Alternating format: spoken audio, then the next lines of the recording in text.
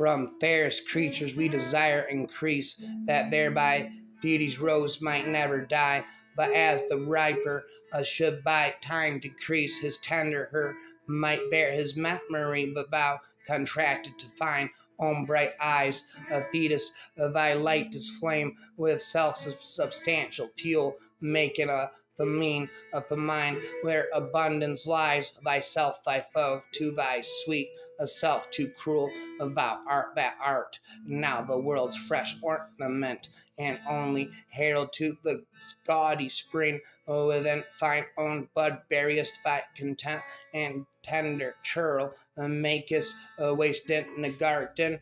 pit deep the world, or else this gluten's be to eat the world's due by the great and thee, when 40 winters shall besiege thy brow, and dig deep trenches in thy beauty's field, thy youth's proud livery, so gazed on now, will by a tattered weed of small worth held, then being asked, where all thy beauty lies, where all the treasure of thy lusty days, to say within thine own deep sunken eyes, where all eaten shame and frivolous praise, how much more praise deserved thy beauty's use, if thou couldst answer the fair child of mine, a slow what, sweet child of mine, he's got eyes like the bluest skies that remind me of childhood memories. I hate to look into those eyes. I probably break down and cry. Well, this fair child of mine shall sum my count and make my old excuse proving his beauty by succession find. This were to be made, then thou art old, and see thy blood warm when thou feelest it cold. Look in thy glass and tell the face thou viewest, and now is the time that face should form another, whose fresh repair, if now thou not renewest, thou dost beguile the world, unbless some mother, for who is she so fair, whose unneared womb disdains the tillage of thy husbandry, or who is he so fond, will beat the tomb of his self-love to stop prosperity. Thou art thy mother's glass, and she in thee calls back the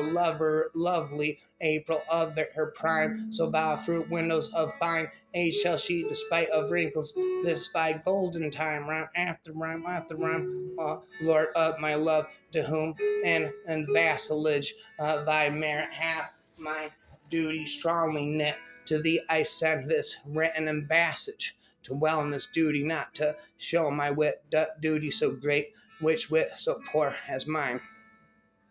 may make seem bare, and want in words to show, but that I hope some good dropping, and keep my dropping pilgrimage to thee, and keep my dropping eyelids open wide, looking on darkness which the blind do see, save that my soul's imaginary sight of presence, thy shadow to my sightless view, which like a jewel hunt in a ghastly night make black nights beauteous, and her old face lo thus by day, my limbs by night, my mind for thee, and for myself no quiet find. How can I then return in happy plight, that am debarred the benefit of rest, when day's oppression is not eased by night, but day by night, night by day, oppressed, and each foe enemies to Ever's reign, do in consent shake hands to torture me, the one by toil, the other to complain how far I toil, still farther off from thee. I tell the day to please them thou art bright, and douse him grace and clouds do blot the heavens, so flatter I swart complexion night, when sparkling stars twire not thou glittest even, but day doth daily draw my sorrows longer, and night doth nightly make grief's strength seem stronger, when in disgrace with fortune and men's eyes I all alone, but weep my outcast state, and trouble deaf heaven with my bootless cries, and look upon myself and curse my fate, wishing me like to one more rich in hope, featured like him, like with friends possessed, desiring this man's art and that man's scope, with what I most enjoy, contented least, yet in these thoughts myself almost despise, and happily I think on thee, and then my state like to lark at break of day arising from sullen earth, sings hymns at heaven's gate, provide sweet love, remembered such wealth brings, then I scorn to change my state with keens, when to sessions of sweet silent thought I summon up remembrance of things past. I sigh the lack of many a thing I sought, and with old woes a new wail my dear time's waste. Then can I drown an eye unused to flow for precious friends hid in death's dateless night, and weep afresh of psalms since cancelled woe, and moan the expense of many a vanished sight. Then can I grieve at grievances foregone, and heavenly from woe to woe tell o'er the sad account of forebeknown bemoaned moan, which I knew pay as if not paid before. But if the while I think on thee, dear friend, all losses are restored, and sorrow's end, thy bosom is endeared with all hearts, which I by lacking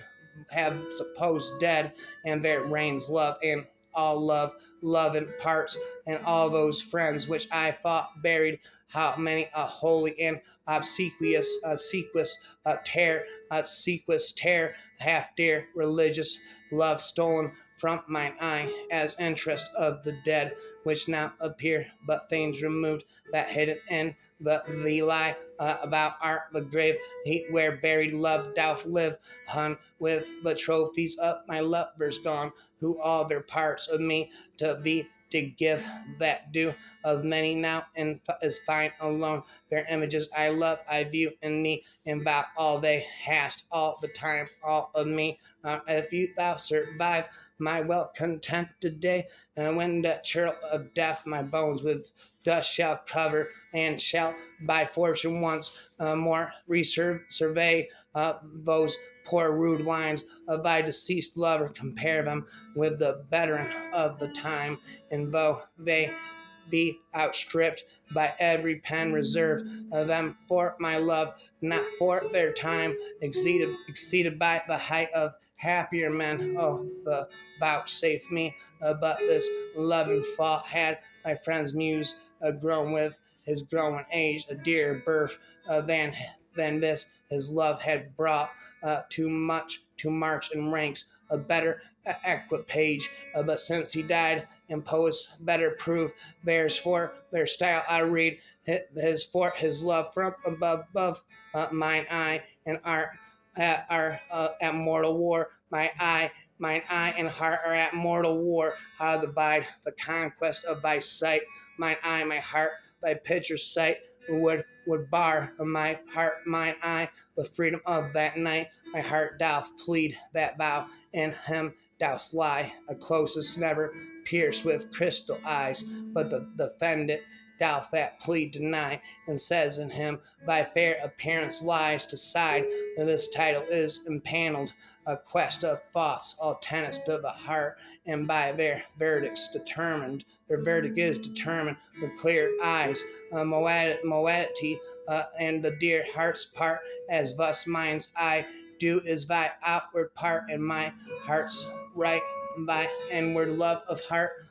betwixt mine eye and heart is a league is took, and each doth good turns now unto the other, when that mine eye is farnished for a look, or heart and love with sighs himself doth smother with my love's picture, then my eye doth a feast, and to the painted banquet bids my heart another time. Mine eye is my heart's guest, and in his thoughts of love doth share a part, so either by thy picture or my love thyself away art resent still with me, for thou not father then my thoughts canst move, and I am still with them, and with thee, or if they sleep, thy picture in sight awakens my heart to hearts and eyes delight. How careful was I when when I took my way, each trifle under truest bars to thrust, that to my use it may unused say, from hands of falsehood and sure words of trust, but thou to whom my jewels trifles are most worthy of comfort, now my greatest grief, thou best of dearest in and mine only care, art left the prey of every vulgar thief. Thee have I not locked up in any chest, save where thou art not. Thou I feel thou art within the gentle closure of my breast, from whence of pleasure thou mayest come and part, and even thence thou wilt be stolen. I fear for truth proves thievish for a prize so dear. By forever, Shakespeare, sonnet, prayer for forevermore, praying forevermore, and blah blah blah blah blah.